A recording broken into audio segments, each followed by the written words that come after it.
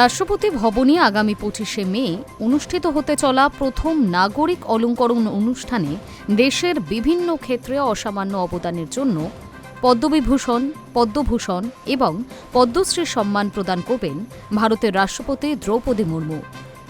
চলতি বছরে পশ্চিমবঙ্গ থেকে মোট ১১ জন বিশিষ্ট ব্যক্তিত্ব পদ্মশ্রী সম্মানে ভূষিত হচ্ছেন। শিল্প, সাহিত্য, বিজ্ঞান, চিকিৎসা, সঙ্গীত, নাট্যচর্চা ও হস্তশিল্প নানা ক্ষেত্রের এই কৃতি মানুষদের স্বীকৃতি ঘিরে রাজ্যের তৈরি হয়েছে গর্বের আবহ।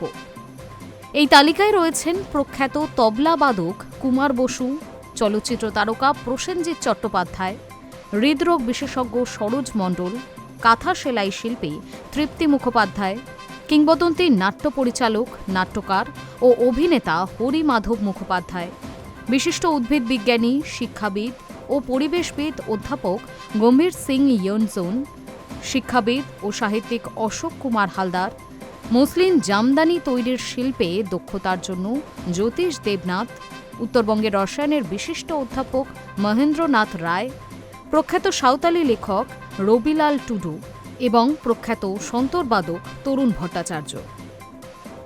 ভারত সরকার গত ২৫শে জানুয়ারি ২০২৬ সালের পদ্ম পুরস্কার প্রাপকদের নাম ঘোষণা করেছিল। মোট ১৩১টি পদ্ম পুরস্কারের মধ্যে রয়েছে ৫টি পদ্মবিভূষণ, ১৩টি পদ্মভূষণ এবং ১১৩টি পদ্মশ্রী। পুরস্কার প্রাপকদের তালিকায় ১৯ জন মহিলা, ৬ জন বিদেশি এনআরআই বা ওসিআই এবং ১৬ জন মরণোত্তর সম্মান প্রাপক রয়েছেন। সঙ্গীত জগতে কুমার বোস দীর্ঘদিন ধরেই এক উজ্জ্বল নাম। তার তবলার সঙ্গত ভারতীয় শাস্ত্রীয় সঙ্গীতকে আন্তর্জাতিক মঞ্চে নতুন উচ্চতায় পৌঁছে দিয়েছে। পেশকার, কায়দা, রেলা কিংবা টুকরার মতো ঐতিহ্যবাহী পরিবেশনায় তার দক্ষতা তাকে সঙ্গীতজ্ঞদের সঙ্গীতজ্ঞ হিসেবে প্রতিষ্ঠিত করেছে। অন্যদিকে বাংলা চলচ্চিত্রের বুমবাদা প্রসেনজিৎ চ্যাটার্জি ৪ দশকের অভিনয় জীবনে ৪০০রও বেশি ছবিতে অভিনয় করে বাংলা সিনেমার ইতিহাসে নিজেকে এক অনন্য উচ্চতায় নিয়ে গিয়েছেন। অটোগ্রাফ, দোসর, মনের মানুষ, জাতিস্বর কিংবা ময়ূরাক্ষীর মতো ছবিতে তার অভিনয় দর্শকদের মনে আজও অম্লীন। চিকিৎসা ক্ষেত্রে অসামান্য অবদানের জন্য সম্মান পাচ্ছেন হৃদরোগ বিশেষজ্ঞ সরোজ মণ্ডল। তিনি কলকাতায় প্রতিষ্ঠা করেছেন সুলভ হৃদরোগ চিকিৎসা কেন্দ্র KICFS এবং দীর্ঘদিন ধরে গ্রামীণ এলাকায় টেলিকার্ডিওলজি পরিষেবা পৌঁছে দিচ্ছেন। ৩৫ বছরের কর্মজীবনে লক্ষাধিক রোগীর চিকিৎসা করেছেন তিনি।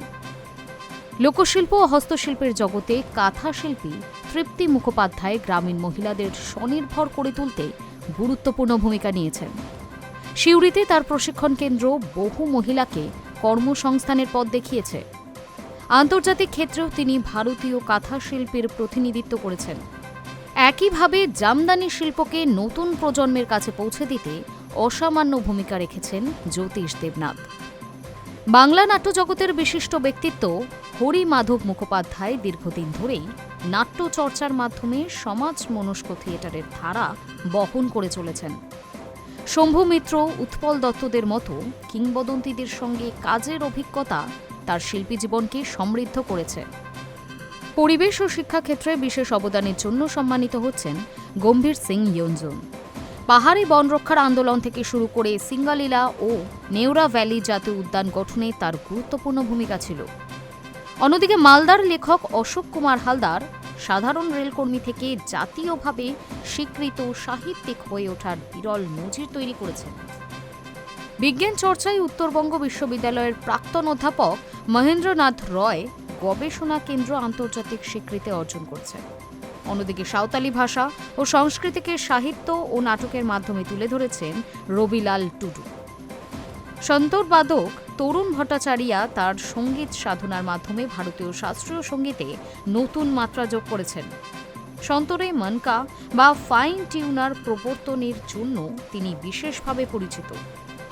পশ্চিমবঙ্গের এই ১১ জন গুণী মানুষের পদ্মশ্রী সম্মান প্রাপ্তি শুধু তাদের ব্যক্তিগত সাফল্য নয়, রাজ্যের সংস্কৃতি, সাহিত্য, শিল্প ও জ্ঞান চর্চার ঐতিহ্যের এক বড় স্বীকৃতি। Hi news network.